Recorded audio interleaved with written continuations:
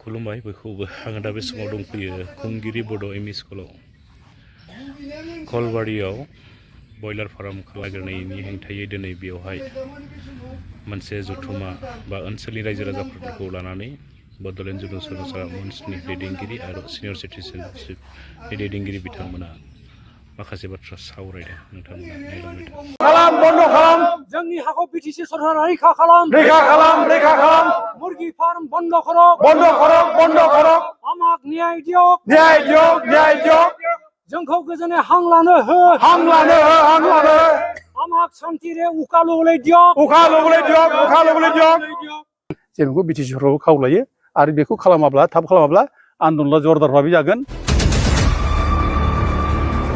बे रायजो राजा आइ आफा जाम्बा जाम्बिखौ जों बेबायदि अलखराव जों खोलैनो हाया बे गिलु बालु मोनामनाय थानो हायै मोनामनाय बे जायगायाव जों बिदि जायगायाव जों बिसोर दोननानै जों सुख सान्थि जों बिदिनो उपभक्ता मानसिनि सेन्सआ बेखौ थोना बे मानसिनि मानबताव गोलैया बे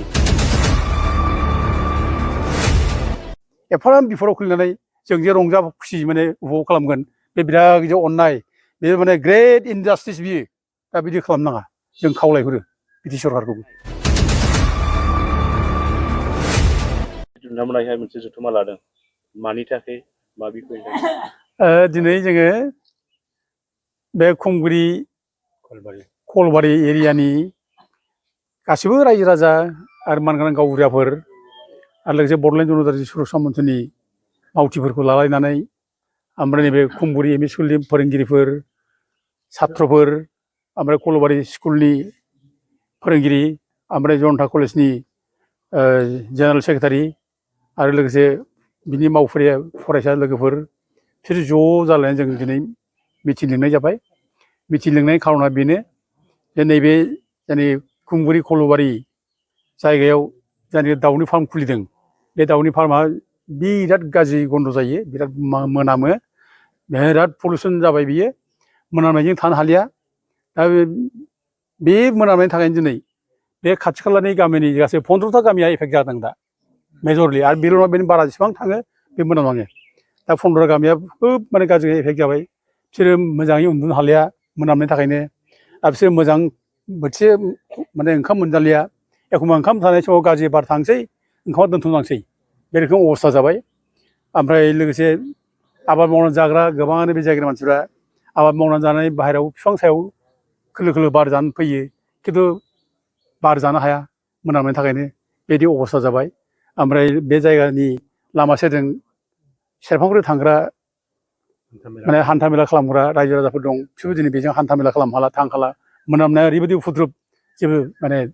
ओंखारनो हायि बायदि जाबाय ओमफ्राय बे स्कुलनि जायनाखि खुंगिरि स्कुलनि माने टिचारफोर फोरोंगिरिफोर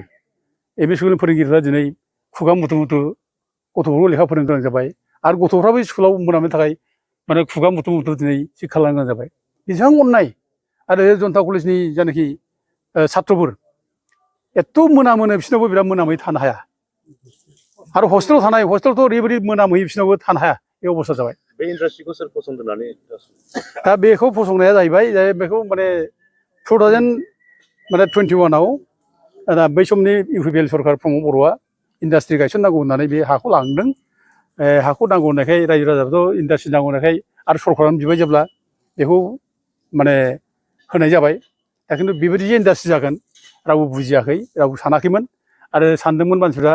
बिसोरबो बुंदोंमोन बेयाव इन्डास्ट्रि जायोब्ला साख्रि बाख्रि मोनगोन होनदोंमोन खिन्थु सासेबो साख्रि बाख्रि गैया एखे नट ए सिंगोल साख्रि सासेबो गैया मोनाखै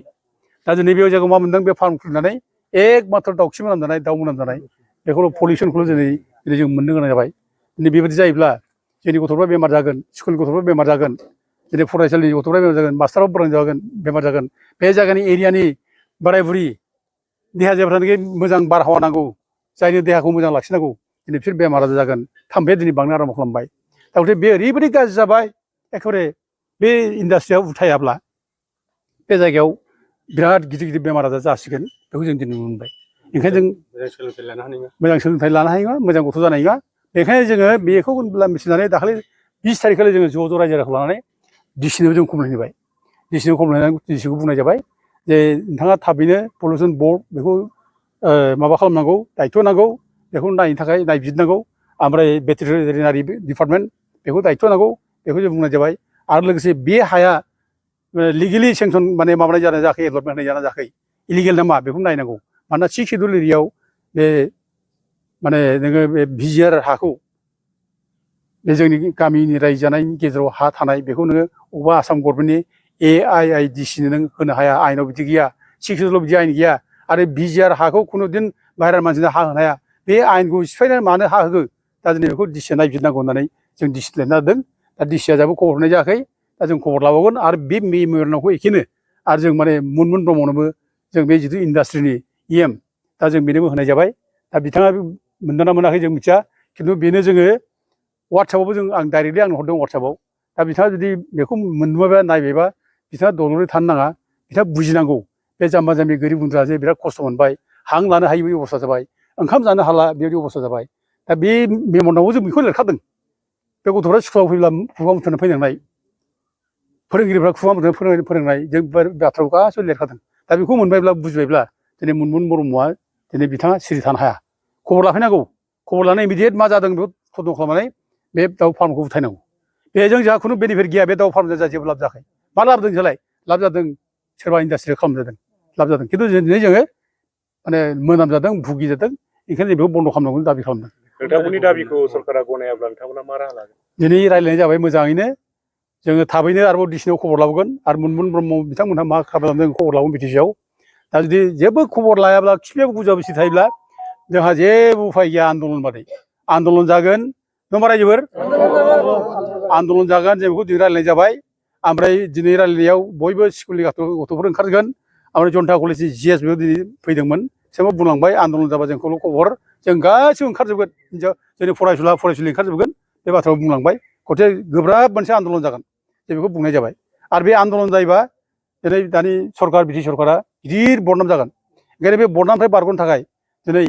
जिथु हाखौ प्रमद बर'मोना होलांबाय भुल क्रमे बे भुलखौ सुद्रायनो थाखाय हाग्रामा महिलारि बिथाङा बिटि सरकारा दा दायित्व लानांगौ सुद्रायफिननांगौ आरो सुद्रायनानै थाबनो बे दाउ फार्मखौ उथायनांगौ अब्ला बे बदनामनिफ्राय बारग'गोन आरो बेखौ जुदि खालामाब्ला बिराद गिदिर बदनाम जागोन आरोखि ओमफ्राय लोगोसे मख'नो गोनां बाथ्राया जादों मा हाखौ हगारबाय 100 बिगा माने AIIDC नो आरोखि आसाम इन्डास्ट्रियेल इनफ्रास्ट्राक्चार डेभेलपमेन्ट कर्प'रेसन होदों आरोखि बेनो होदों दा खिन्थु मा जाबावखो आरोबाव AIIDC आ बे जोंनि हाखौ लानानै दानिया उल्था मोनसे एग्रिमेन्ट खालामबाय दानिया बेंगलनि दिनहाटानि आरोखि बे जाबाय सेथिया ग्रेइन मिल LLP बेनो होदों आरोखि दा बेनो माने लिस्टआव होबाय 60 बोसोरनि लिस्ट होदों 60 बोसोर देमालि नामा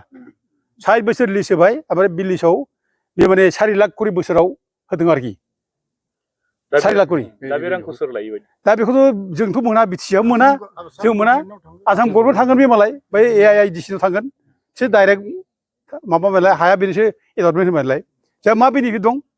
जा बेनिफिट गैया अरसो हाया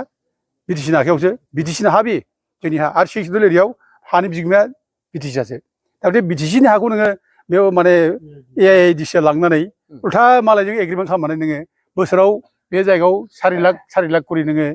लिस्टआव लानानै नों मालायनो होनाया बेसेबां अननाय नायदो बेसेबां अननाय जाहाथे बेखौ इमिडियेट माने बन्द' खालामो जों बेखौ हाग्रामा महिलारिखौ खावलायो आरो बे जायगानि गोरिब गुन्द्रा जाम्बा जाम्बिफोर बिसोर थांना थानो हो जाम्बा जाम्बिनि जिउआबो जिउ गोरिब गुन्द्रानि जिउआबो जिउ बिसोर सुख सान्थि थांथों मोजाङै बिसोरबो मोजां माने मावै दाङै सुखै रायजो मोनजानांगोन सुख सान्थि थानो मोननांगोन खोलो खोलो बार बिसोरबो मोनजानांगोन दा जों बेखौ साननांगोन ओंखायनो गुरै खावलायदों जाहाथे मेंनानै फैनायाव आं लानो मोजांखौ लुबैयोना जों बयबो लुबैयो औ दा बेखौ जाहाथे बिटिसिनि सरकारा जाहाथे थाबनो मावनो हायो जों बेखौ बिटिसि सरकारखौ खावलायो आरो बेखौ खालामाब्ला थाब खालामाब्ला आन्दलना जरदार भाबै जागोन मानोना जों बे रायजो राजा आइ आफा जाम्बा जाम्बिखौ जों बेबायदि अलखराव जों खोलैनो हाया बे गिलु बालु मोनामनाय थानो हायि मोनामनाय बे जायगायाव जों बिदि जायगायाव जों बिसोर दोननानै जों सुख सान्थि जों खुनुदिन उपभग खालामनो हाया आरो मानबता बेखौ थोना मानसिनि सेन्सआ बेखौ थोना बे मानसिनि मानबताव गोलैया बे नों माइ एफा गुवार एरियानि रायजो राजाखौ नोङो मोनसे दाउ फार्म खालामनायनि नामाव नोङो इन्डास्ट्रि खालामनायनि नामाव नोङो एफाराब बिफोराव खुलिनानै जों जे रंजा खुसि माने उपभग खालामगोन बे बिराद गिदिर अननाय बे माने ग्रेट इनजास्टिस बियो दा बिदि खालामनाङा जों खावलायहरो बिटि सरकारखौबो